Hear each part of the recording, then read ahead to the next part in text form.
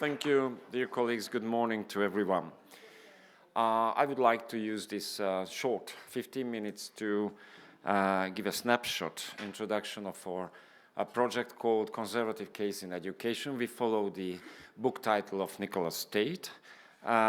Just for the beginning, MCC, we are a tertiary education institution, but we are not a university. That's very important. It's very special, not a usual type of institution. We have schools here for our students, School of Law, School of Economics, History, and so on. They provide academic courses and many, many other things for the students, but we also have so-called institutes. Institutes are think tanks covering their special topics. We cover education, this learning institute here, and they are also academic institutions. We are doing high-level research and some development too. Institutes work along projects, and one of our most important projects is the Conservative Case in Education. Here we have some production reports. I don't want to read. You shouldn't read PPTs in details. The most important thing is that we published the book of Nicholas Tate. Many other education-related books are following this. In this year, 2 more has already published, and new ones are coming. And we have we are having a twin conference. One is in Brussels. We had for the European colleagues about the conservative case, and this is the Budapest Education Summit is the second one. What is the most important part or plans for the future? The actual kernel, the core software of the Budapest Education Summit is the Conservative Manifesto or Declaration on Education. And in Brussels, we mobilized selected and high-quality European experts, decision makers, educationalists along this manifesto. And we personally met most of our foreign guests here too to discuss the future of this manifesto. And almost everybody declared in a very positive and surprisingly positive way 2 things. One is that they are ready to sign as an institution or as a private person the manifesto on one hand. On the second hand, they can mobilize their local colleagues in their related countries to come and to enlarge the network. Obviously, sooner or later we will need the manifesto in German or Turkish, Portuguese, and in many other languages, French. So we have it in English, but English doesn't cover the whole world. So we will publish the manifesto in national languages as well, and we are gathering a large network of European people. One of our target group is a very interesting one. These are not experts, not researchers, decision makers in education, but ordinary teachers. Our core strategic assumption is that we have millions of European teachers who never knew that they were following classic education or knowledge-intensive education or European heritage and tradition. They are just struggling as teachers left behind by the mainstream progressive pedagogy. They have bad self-esteem, and we want to liberate them and send a very strong message that yes, this traditional pedagogy can be, not always, but can be very valuable, and you are doing the right thing. You are just alone. So, big plans for the future. And the second area is history teaching. Why history teaching? We need it in Hungary as well. We have a proper subject in the school. We teach history according to chronology, very intensive European history, world history, and Hungarian history. A lot of facts as well. Things to memorize, remember, a lot of sources. And history, that's a unique thing in Europe. History is a compulsory maturity exam subject in Hungary. Maturity exam like Abitur, Bac in other languages. Okay. it's compulsory. No one can evade or escape history. Nevertheless, we need to strengthen this good pedagogical tradition. Those guests who were invited for the reception yesterday, for the dinner, they had a chance to walk in our Castle Hill. And that's a very traditional, old, medieval part of the city, but they can be surprised because there were some construction sites and buildings there, because this government decided to invest a considerable amount of money to restore the original historical state of the Castle Hill as the heart of Hungarian history, which was damaged by the Second World War, and it was restored to, as the Chinese say, mar hu hu. So it's by and large restored, but not exactly in the same way. Some ordinary Hungarian citizens are challenging this project, telling that that will be wonderful for sure, and yeah, traditions and history, but it's a lot of money. Why don't we invest it into healthcare and education? Seemingly not understanding that the project is about tradition and dignity. Tradition and dignity. So even in Hungary, where it is a school subject and the educational part of historical thinking is still in order, it's okay, it's not collapsed yet, we need this thing. But in the European Union, the EU has started an observatory project on history teaching in Europe. This means that they are preparing something. And we know now, it is published now, what do they prepare? They want to loosen chronology of facts. They want to fill up with contemporary sociological things. A lot of European content, but European in this 21st century way. And a lot of tolerance and critical thinking, minority studies, and LGBTQ, which means that history is the next battlefield within education. We will have two sub-projects in this area. One is the research in history education, where we make just a normal comparative education research, an overview how in European countries, in Central Asia, United States, how do they perceive this subject, what is the current position of history teaching, what is the popularity, and what are the ruling methodologies in this area. And the third one is more interesting, a research on historical thinking. Here we are moving on two front lines. One is what we want to avoid is this close-minded political extremism, nationalism. This is not good for history thinking. And the other one is this woke thing, which we have discussed in the first day in the required depth. Our aim is to provide a model, a cognitive model of a dialectic, multi-layered, complex, sophisticated way of history teaching and learning, which ensures that our students or future generations will manage the complex situation, historical situations in the future. You can say this sounds a bit abstract, but don't forget that our neighboring country is Ukraine. There is a war, actually it's far away in the east, but still in our neighboring countries. So this region of Europe has always been a critical region where things are happening all the time. We are not happy about that. We want a very peaceful life, but things are happening.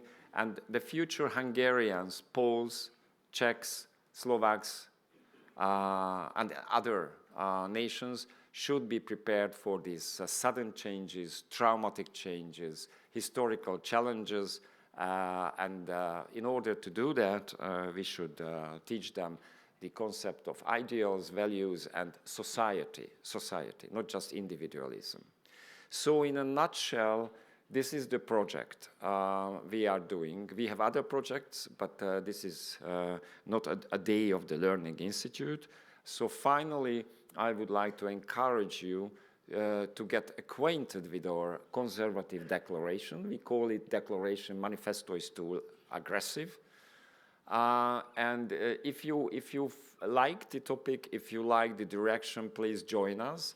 the infrastructure of this conservative movement will be set up very soon, like an individual website, and the declaration which can be signed will be offered you a little bit later. So these are all plans where hardcore academic research is beautifully mixed with this kind of professional activism, like this network building. And as a final small remark, you can ask that why a research institute is so active on this field. What is this social activism? Well, we have unique historical experiences in that. Once Lech Wałęsa, the famous Polish trade union leader and the leader of Solidarity, when he talked about the reforms and democratization after communism, he said that everybody knows how to make a fish soup from a fish. Everybody knows. But nobody knows how to reverse a fish soup into a fish. But we did it. We have done it in the past 30 years.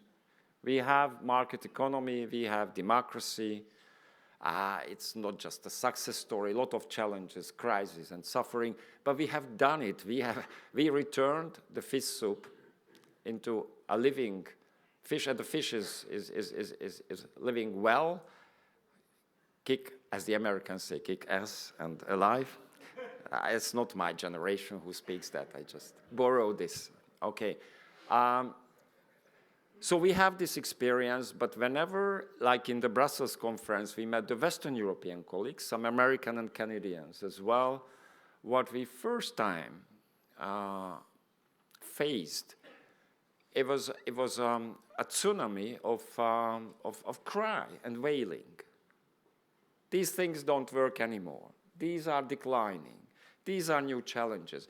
And as a Central European, a former Eastern European, the question raises immediately in your soul is that we understand the challenges, but what can we do?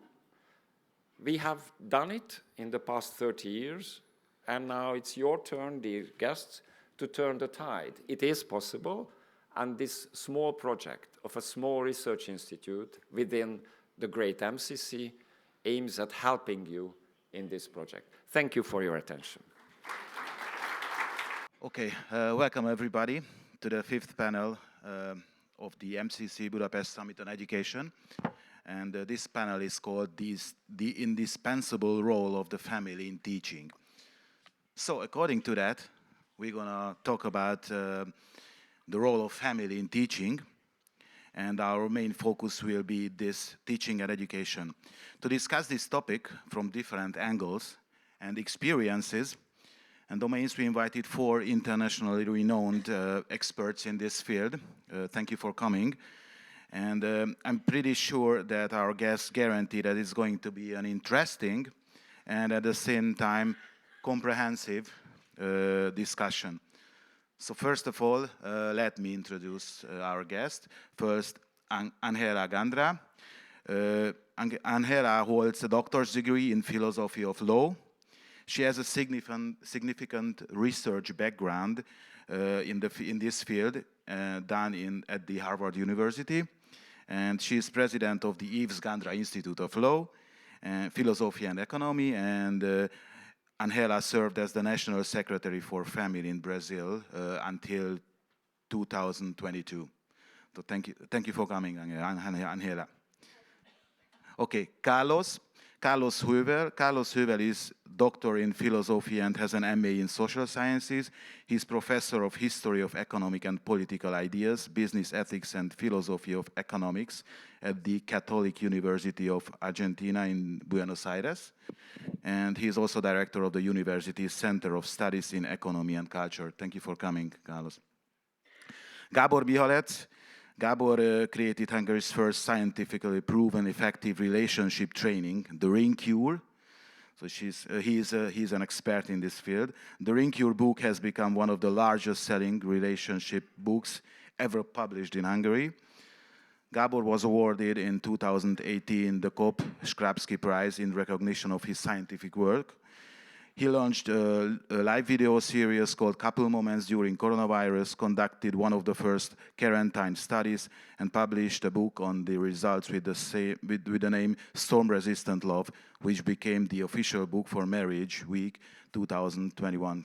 So Gábor is an expert of families, I would say. Thank you for coming. And Mr. Antonio here, thank you for coming. Anthony is professor of philosophy at the University of Buckingham and head of the Department of Education. He is author of countless books. I cannot, yeah, countless books and articles on philosophy. So I won't say all these books. For 25 years, he was director of the Royal Institute of Philosophy in London, and he was the editor of its journal Philosophy. Antonio O'Hear has advised several UK governments on education, so he is, I would say, very well experienced on this topic. He was appointed OBE, the most excellent order of the British Empire, in the British New Year's Honours List in 2018. So thank you for coming, Mr. O'Hear, and thank you for coming for all. So let's start our discussion with the family as an entity itself. Maybe Angela would be comfortable to start with my first question. So, what is the role of the family in education? Do family and family members have or can have a positive effect on child's results and performance in school? As far as I know, Angela has a think tank project on this specific topic. So, would you talk about it a bit? Okay. Well, first of all, thank you. Thank the MCC for this wonderful summit. And also thank you all for being here. Okay, well, the family has the first role. He's the first protagonist in education. No, I think the state protects the family mainly because of education, because the family generates and the children have the right to be fed, to be cared, to be educated. So it's the first one, right? Today, in many countries, we have the tendency to delegate to the state the education, right? And lots of parents also have omissions on that. They put the children in school and don't do anything. For example, in Brazil, we have like our system says the duty of the state is all duties on education, and the family has the duty to of description in a school, but not to do anything in education. So we have to, make parents aware of this role.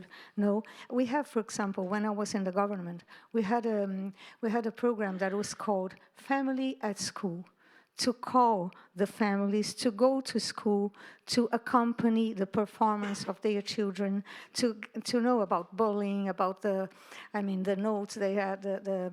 So it's important for them to be aware that the education is their assignment, first of all, right? And sometimes also they give the education at home, but the children go to the school and have another parameter. Then they come as a shock, is a thermic shock for the children. And so this is like a conflict, right? I think school and family are two wings that make a child go fly like an eagle. But they have to be together. I remember when I was in the United States, Antonin Scalia, that was a great judge, like a justice from the Supreme Court, he died. And a friend of his was with us, and he said, Scalia, when he was 10 years old, he used to say at school, and he was in a poor family with not good conditions, but he used to say, with 10 years old, I'm going to be a judge of the Supreme Court. And the family gave him the platform. So I think it changes everything when the family gives the platform for a child to grow even in their professional project. No, so I think this is a main topic on formation of parents. First of all, the education is parents first of all, not the child specifically. So I'm going to talk a little bit about this project we have in Brazil. I work for the government. I try to do lots of things. It's not very easy, but I started, I think civil society can do a lot in education as well. So, and have this demanding for the government to do something as well. But my project today is called In Search for the Truth. We started a project in São Paulo with entrepreneurs, with jurists, to form them to think about the family, their enterprise, or whatever they have as a professional assignment, and the society, what they can do for the society. But it's departing from the family and educating them, all these people that can do something for the society, like entrepreneurs, and we have classical formation. The leaders, for example, we give history, the leaders, the great leaders of the history, the classical history. We give philosophy, for example, philosophy from zero. We have 10,000 pupils already doing this course, and they go on learning about classic formation and also the beauty, the good, and then the second thing is like am I a good leader? How can I educate others, right? And the third thing is like to think what they can do for the society. And it's in 1 year, it's growing like, you can Google it, it's In Search for the Truth. And we want to expand because we're asking, we have been asked for that, to bring in internationally. So I think to give a good education, we have to form people. And I truly believe, like this event, it makes us think and whatever we can do. And then we don't feel like ETs saying, "Oh, I'm alone." No, we can do something together. And I invite you to get to know my project as well. Thank you. Thank you very much. So any other thoughts on this topic, family and education? Well, I would say that the role of the family has to be seen in the context of what we are living, of the situation that we are living in the world. And that's very important because if you don't see what is going on, it's very difficult to see the role of the family, the crucial role of the family, I would say. And the context is clear. We are living in the middle of a universal project of redesigning human nature. This is a technocratic, neo-enlightenment, postmodern project that wants to rebuild the whole society, to rebuild human nature, to rebuild the human individuals into a conception that is constructed, that is built by human agency, ignoring what is the basis of life, that is given, that is nature, that is creation, that is not built by human beings. And the only place of resistance, of real resistance that we can find is the family. The only place where a human being is born not from a project, a technocratic project, or a scientific idea, or a political goal, but from an act of love and generosity, and in a certain sense, unconsciousness of his or her parents, is the family.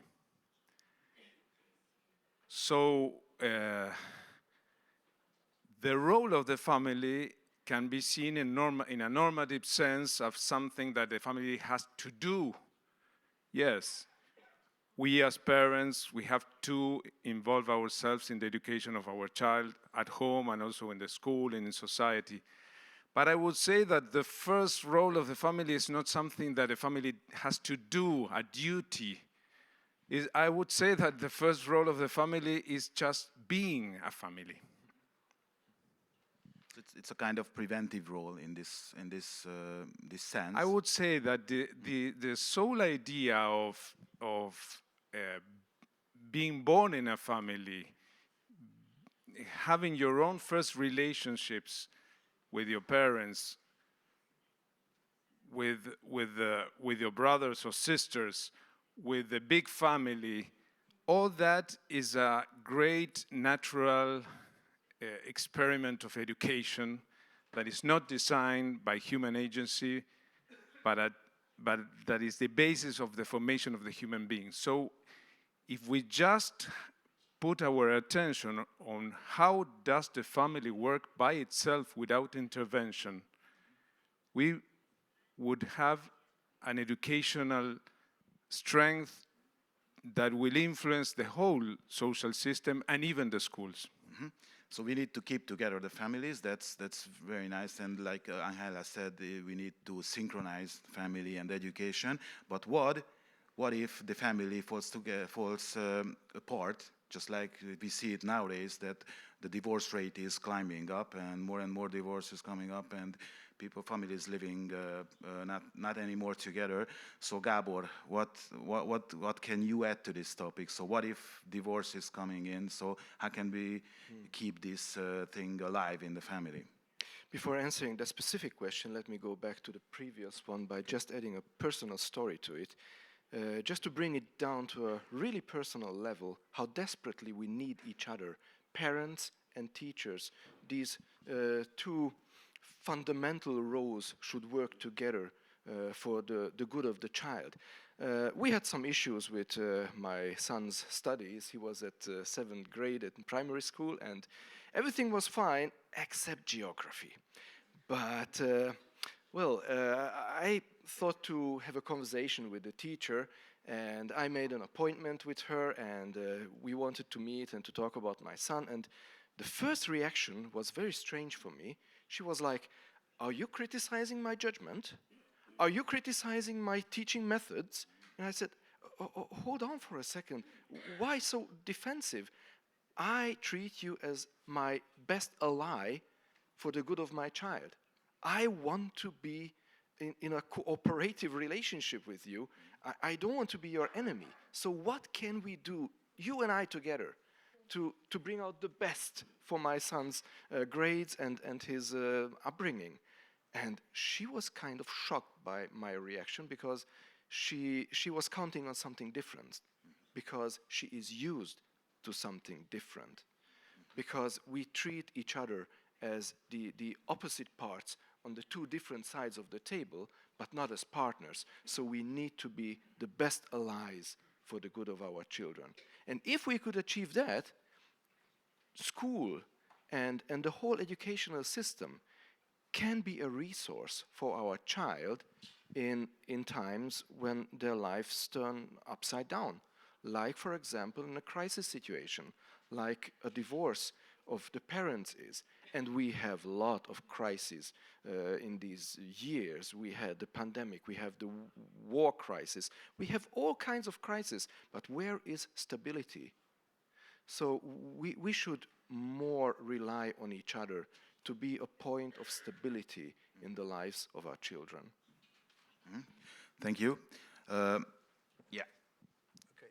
I'm going to begin by reading a quotation, a short quotation. Oh, okay, thank you. Yes, which I think some people might recognize, although I'm not going to read it in the language in which it's written. The family is an autonomous community established in human history before the emergence of law and the state, and rests on moral grounds. Growing up in a family is safer than any other possibility. It, that is the family, fulfills its mission if a lasting and firm relationship between mother and father reaches fruition in their responsibility for children. Now, I'm sure the Hungarians here will realize that this is part of the Hungarian fundamental or basic law, and it is in fact drawing on Aristotle, who argues in the Nicomachean Ethics that ties of blood a natural affection between parents and children mean that parents will know what is best for their children.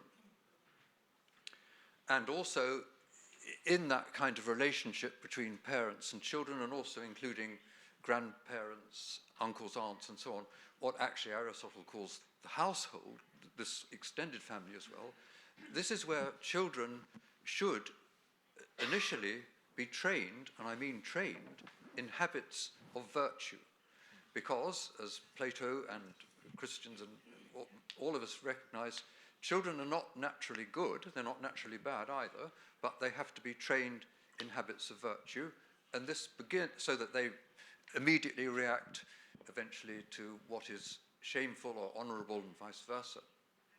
And this again is something that is best produced within the family.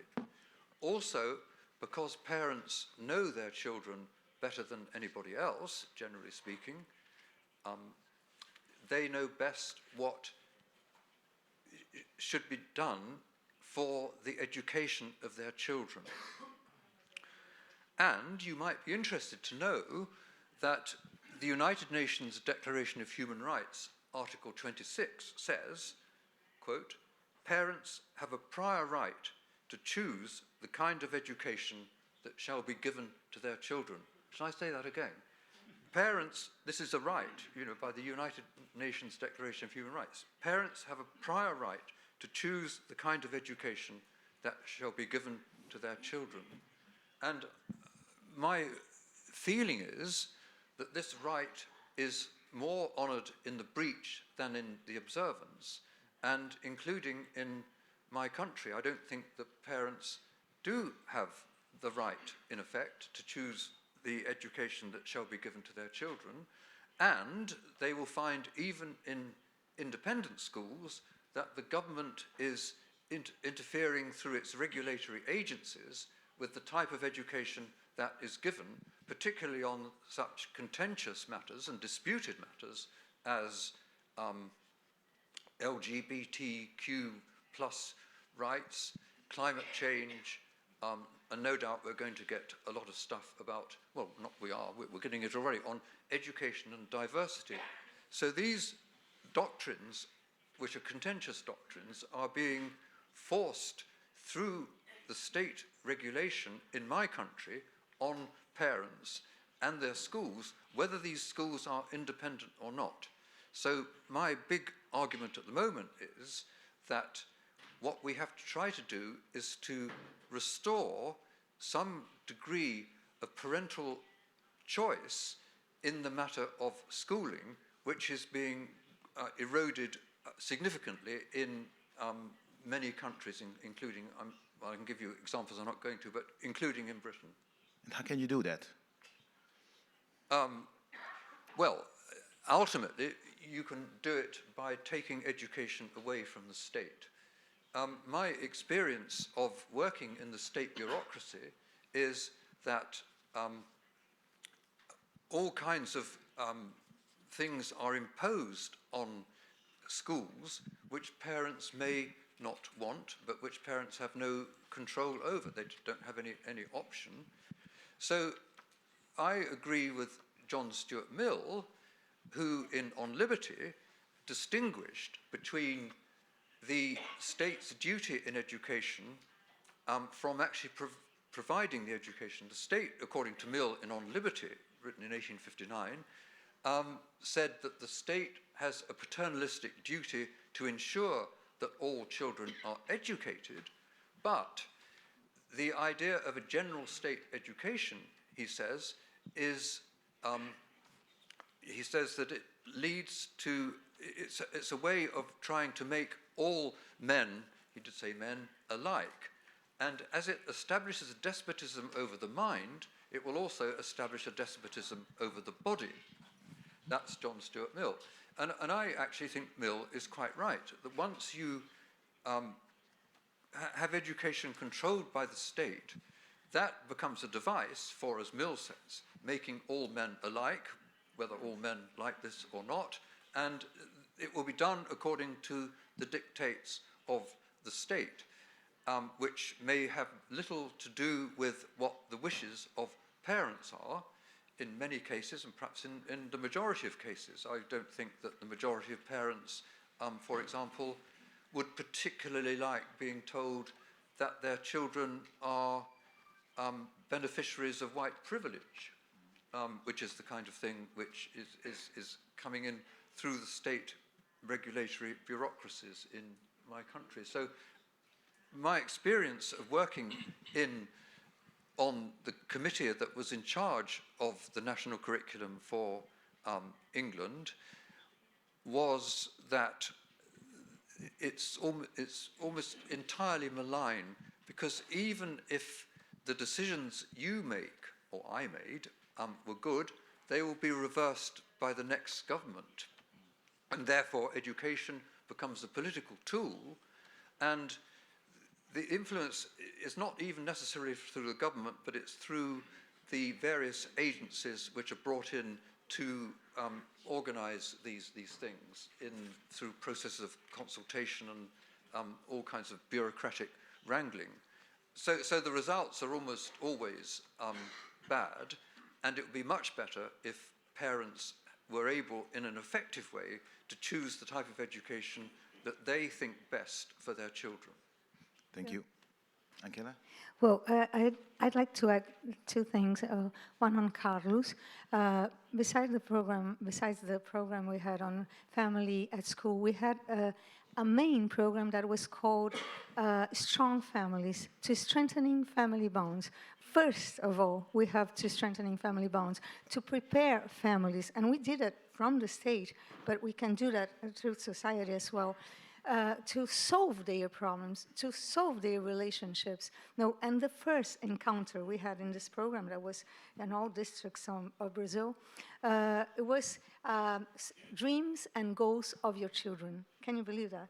So the children would even draw whatever they would like to be, and the parents were astonished because they didn't even know now. And then they united themselves to help their children to grow. No, and this was awesome. So I think we have to solve relationships, well, departing from our own families, because I think this is the way to look at education in another way. No, because we suffering actually a crisis of love. No, and this is the problem of the families. No, and education as well.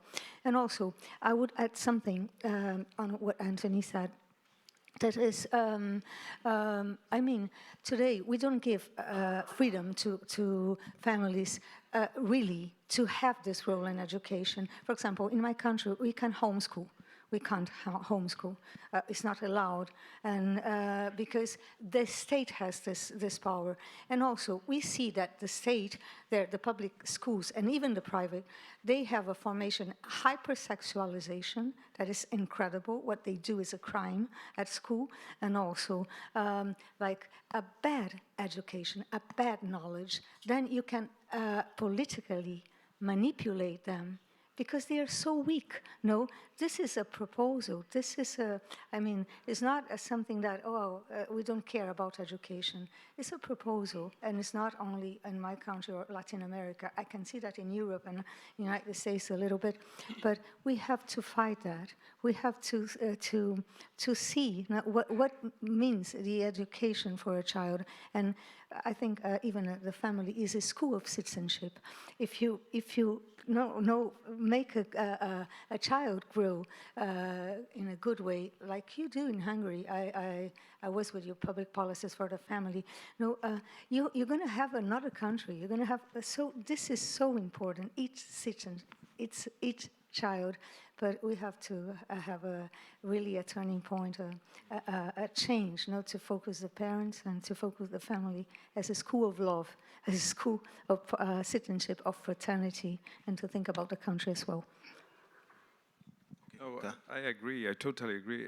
If you have experienced a real family life, a real recognition of yourself, not in a narcissistic way, but in a real personal way, and you have experienced also the limits of freedom Yes. Because you have a brother, you have a sister, Yes. you have to fight Exactly. for life since you, and at the same time you have recognized that life is a gift Yeah. and you don't construct or build everything by yourself. So then when you go to the social realm, to your work, to the university, you are going to receive all this ideological aggression, but you are strong. Yeah. Right. So maybe you can have some years of your youth influenced by that, but if your personality was born in such kind of family, something different will grow afterwards, and you'll be able to change, maybe even your mind, no? So I believe that what would be the cultural war is important to take into account that the cultural war is born in the is rooted on the resistance of human nature and family, Yes.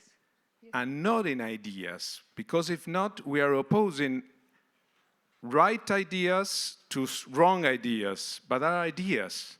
Whereas if we strengthen the family, we are opposing an experience of life that is not that you cannot destroy because it's completely rooted in life.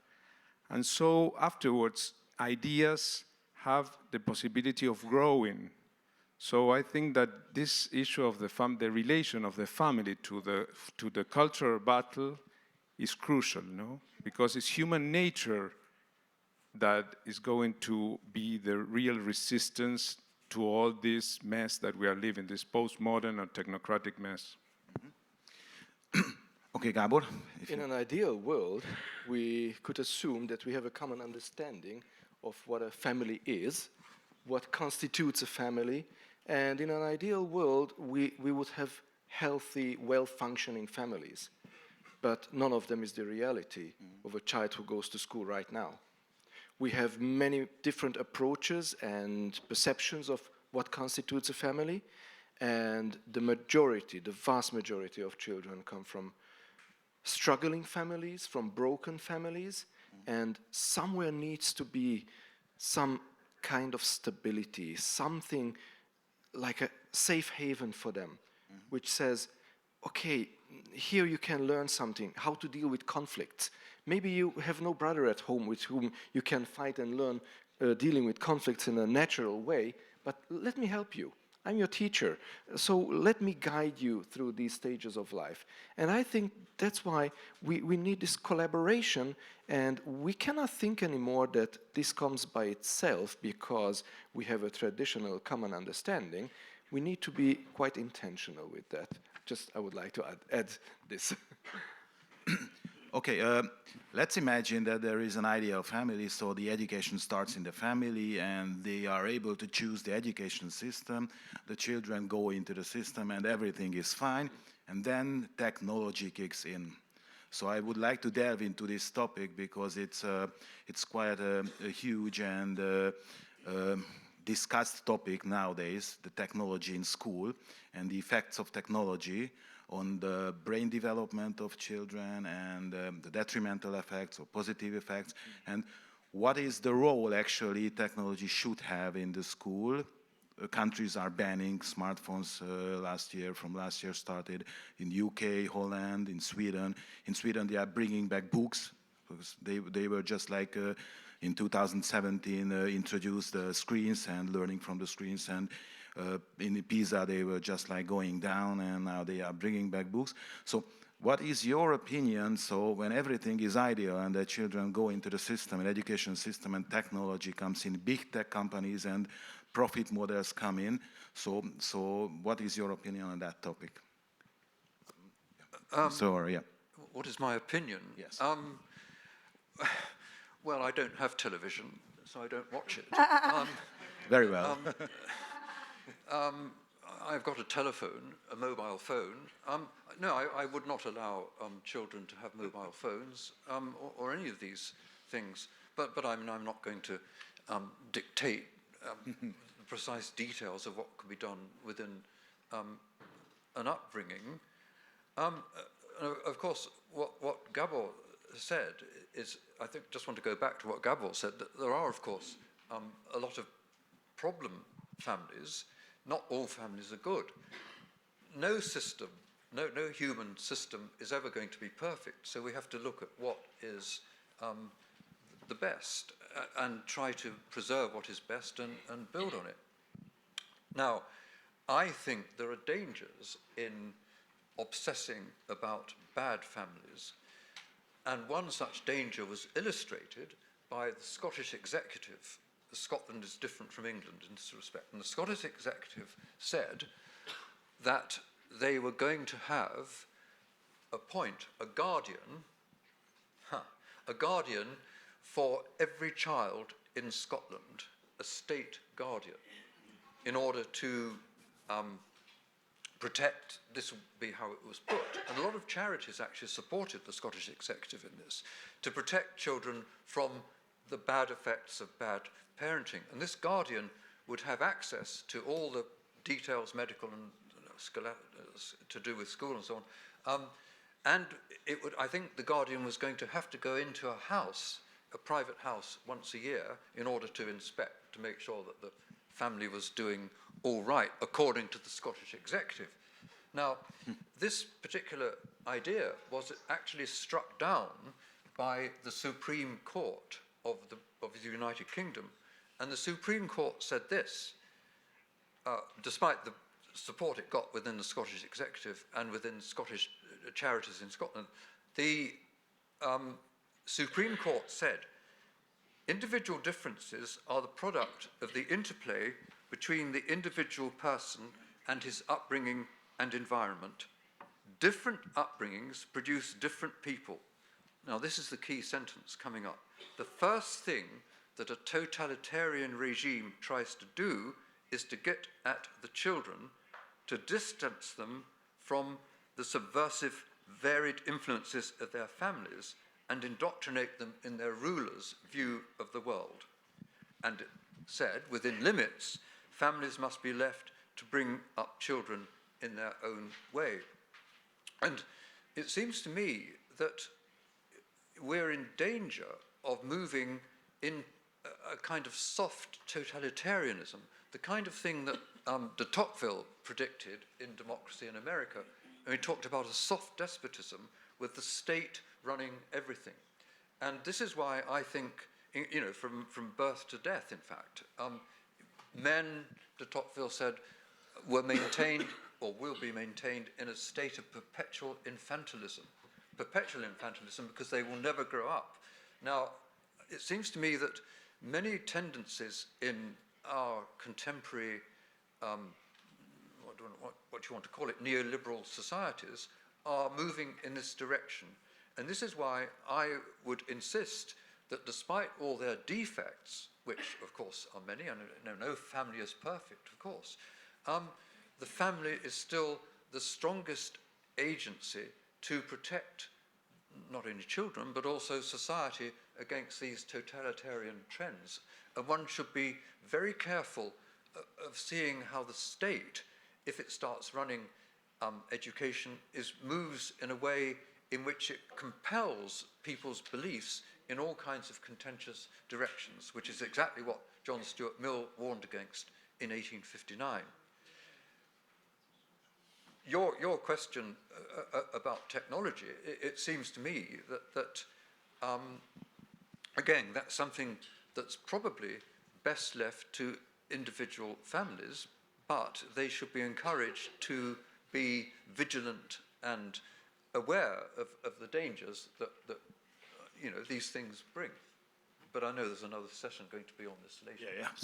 Thank you. Okay, any other thoughts? Okay, I'd like to, first of all, I would like to tell Gábor in this stuff, in this point, I would say that I truly believe in natural family, in an ideal family, because I could see even when I was in the National Secretariat,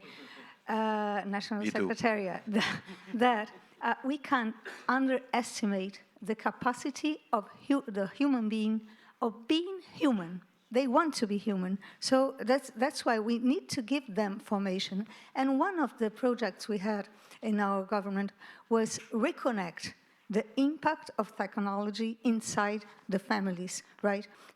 For parents to get to know how they were addicted to technology, because we discovered that the problem, first of all, are in this generation. I mean, not in the children, because they, for example, they sometimes, the child is asking something and they are looking at the phone and they don't even look at the child. I mean, we used to say, look in the eyes and listen to the heart, right? You have to look, you have to be available to your child, first of all, and not be addicted. Then we would we would show the parents the problem of technology. It's not about education, but miseducation. I mean, risk behavior.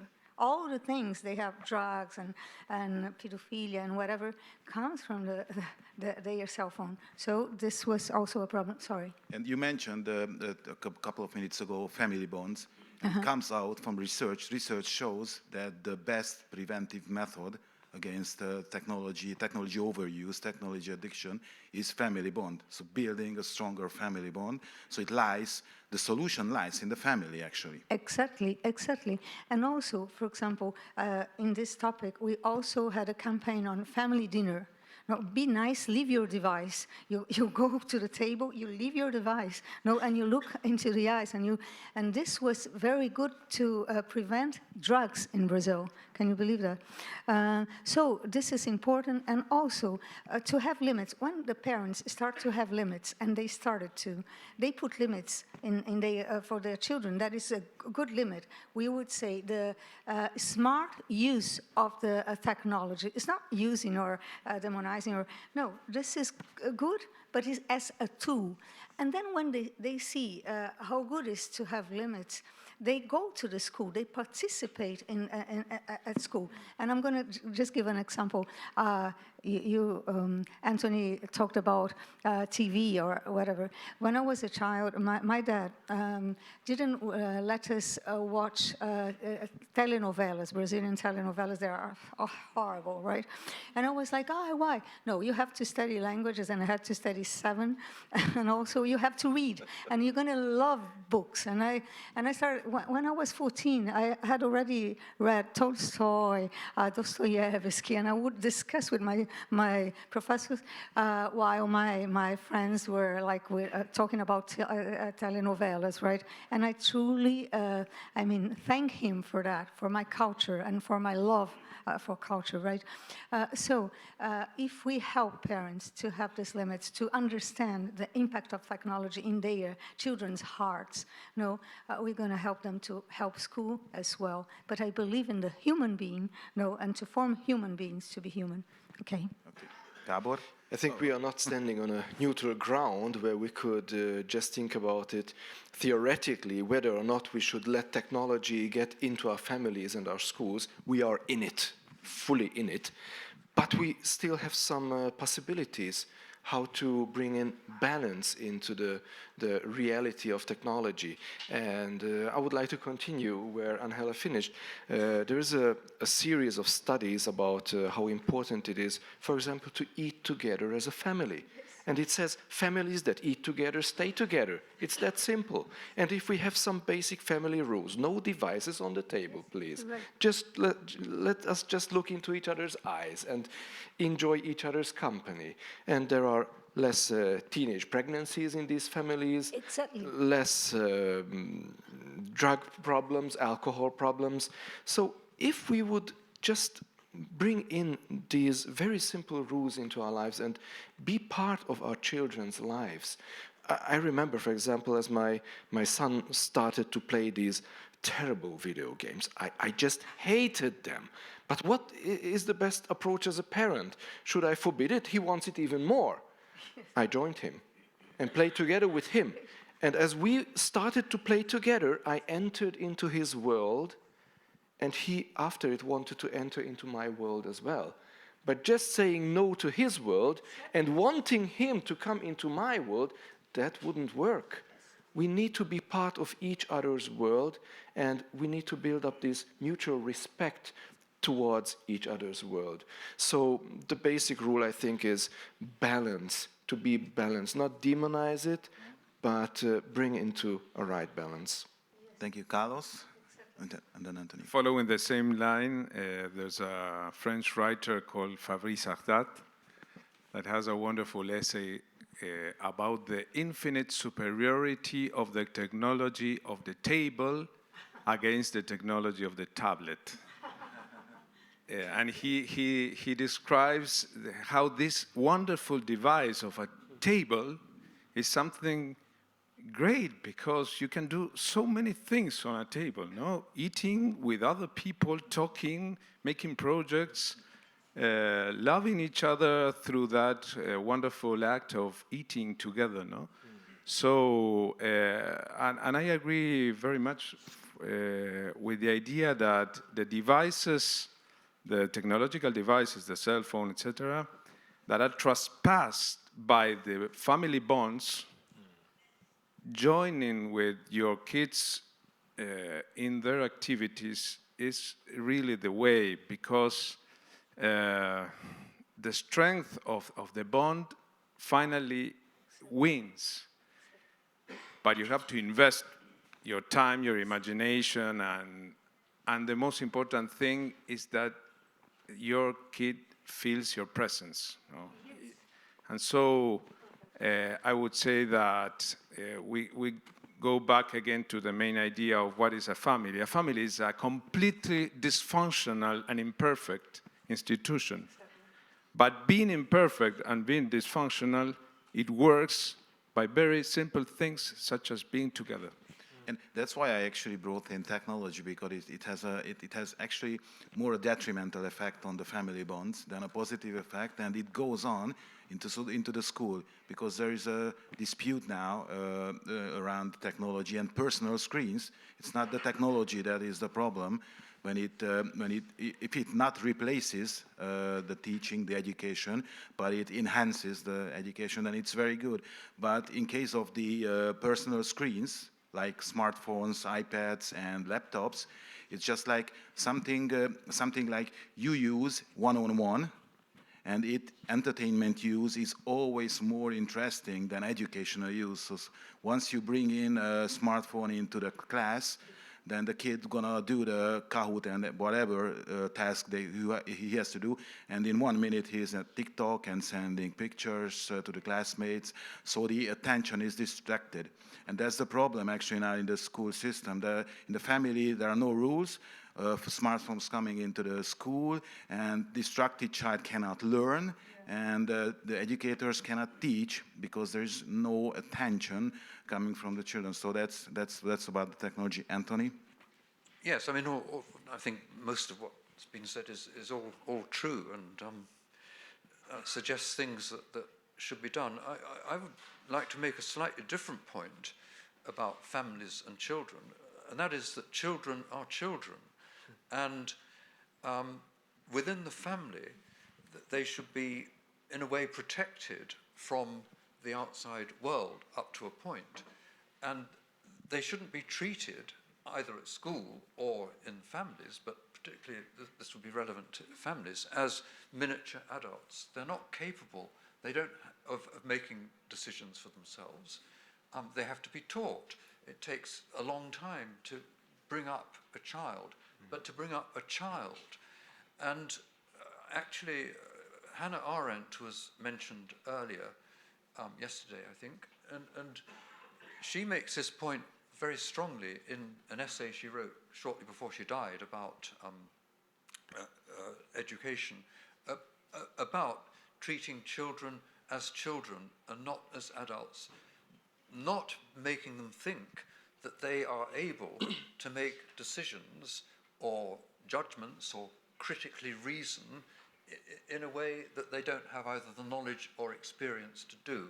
And I think being kept within a family is the best protection of the child against the malign influences of the adult world. But of course, parents have got to realize that they're not dealing with miniature adults. They're dealing with children who have to be treated as only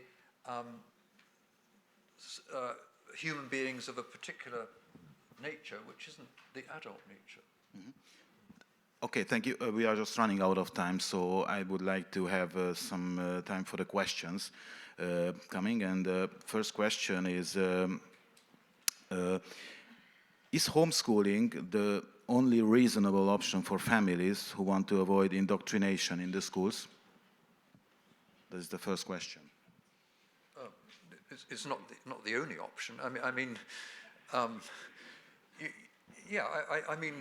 despite what I said, there are in fact good schools, both state and independent. And I was lucky enough to send my children to some excellent schools, one of which was founded in 1510 to teach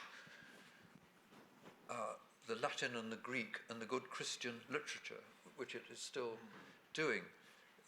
But I think that what we need is to give parents more responsibility in the choice of school. And I think if they were given more choice and more responsibility, as the United Nations Declaration of Human Rights says, they would then, many parents would then take this responsibility. This itself would then put pressure on the schools, because the schools, if the parents didn't like them, they'd go out of business, whether they were state or independent.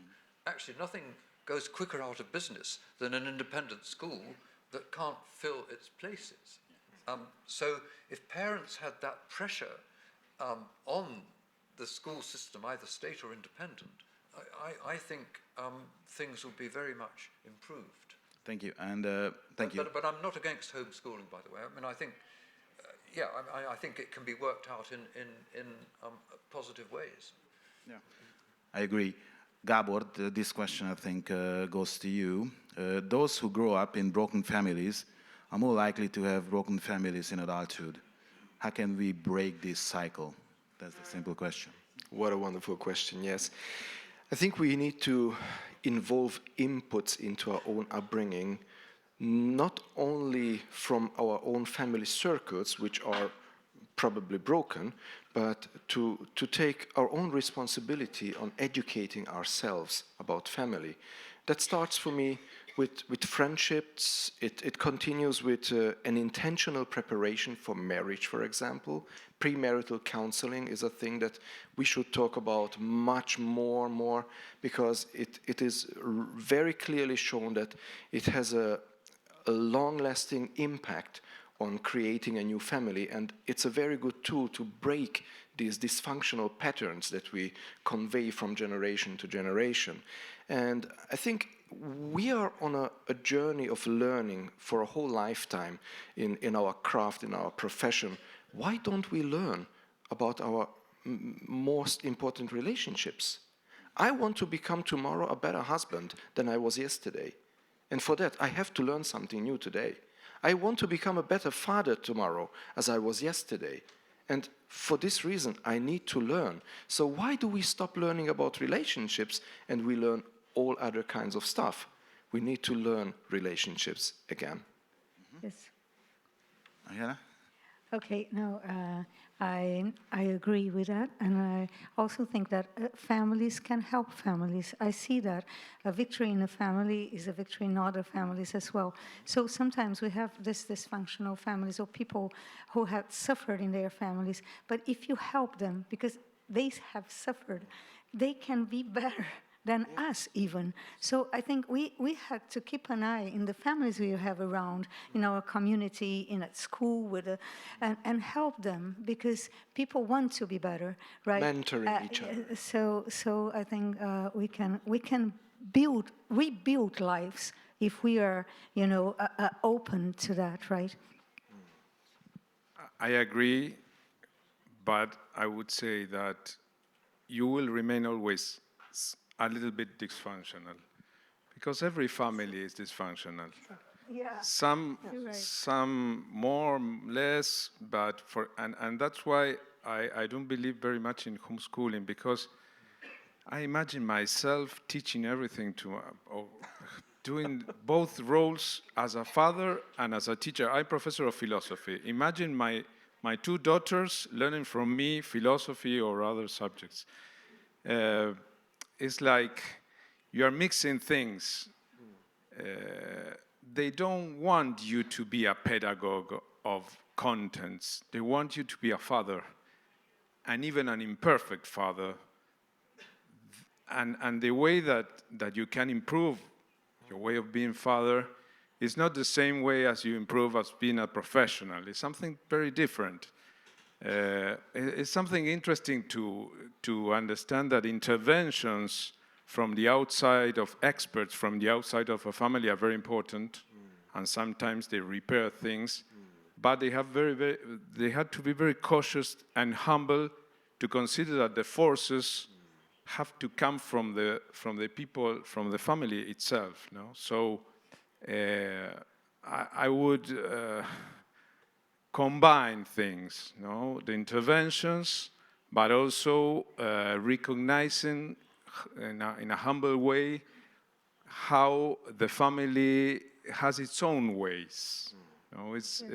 And it's different from the professional world, from the world of experts, of pedagogues, of psychologists that are very good. I agree. I received my own help from psychology.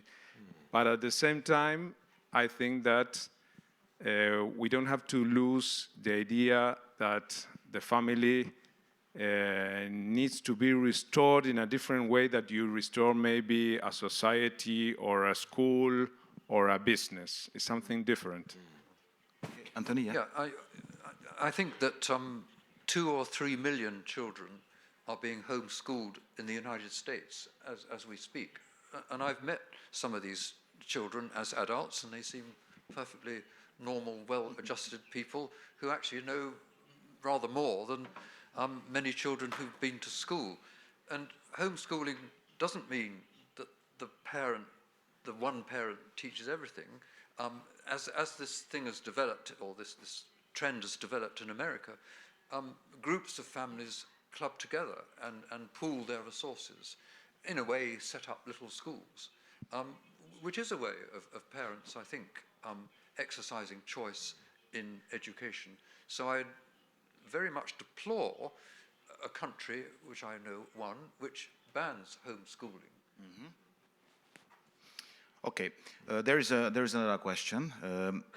That was actually a question related to your answer, is when something bad happens in a family, is it a good idea to go to a psychiatrist or psychologist and solve the problem, or is it better to solve it within the family, or trying to solve within the family?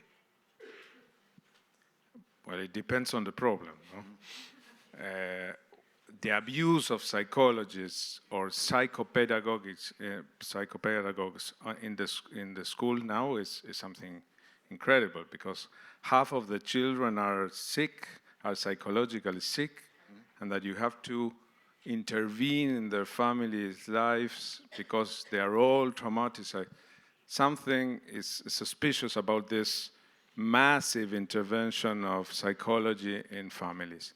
But at the same time, the progress of psychology shows that intervening in certain very, very conflicted situation is something very good. So it's a question of knowing the limits of this intervention, and at the same time knowing that the real solution doesn't come from the outside, but from a change of the person that is assuming his or her role in the family. No? For example, if you want to be a better father, well, you can go for help from an expert, but it's a change that you have made by yourself, no? That you have to make by yourself. Gábor, and then... I spend most of my working hours with families who have no solution for their own problems. And I think if they just come to the point where they have no hope to continue, then they need help from outside. And thank God there is a lot of helpful methods and research-based programs that can help. Why not to use this help? Of course we need this help. of course, balance is again the key. Yeah, I just want to add something about with Carlos before when he talked about imperfections. I just read a book called Imperfect Hearts from Colleen Campbell, and she says there's no such a thing as a perfect home, as a perfect husband, as a perfect.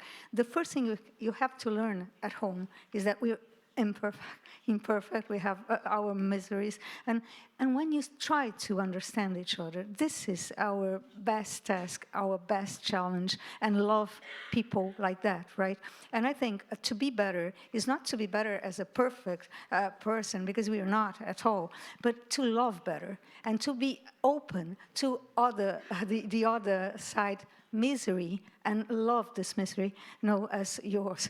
So I think this is the point. And also, if sometimes we can solve problems at home when we are open to, when we try to understand and listen and whatever. Sometimes just with dialogue we start to understand. But sometimes it's a pathology, or sometimes is each case is a case, right? There are no cases alike. But I think you can ask for help, of course. But you have to try, because if not, you're going to be always frustrated. Because you didn't try yourself, first of all, to love, right? I wanted to relate to your questions, to your answers, with a book by Leonard Sachs. He's an American writer, and he's an MD and psychologist, and he has a book named Collapse of Parenting. How do we hurt our children by treating them like adults? And this is a comprehensive book talking all about the topic we just related today and we talked about today. And I think our time is up. I wanted to thank you for this enlightening and really comprehensive workshop or talk or chat. And thank you for putting in your experience and your thoughts into this. So thank you for coming, and thank you for your attention. Thank you very much. Thank you.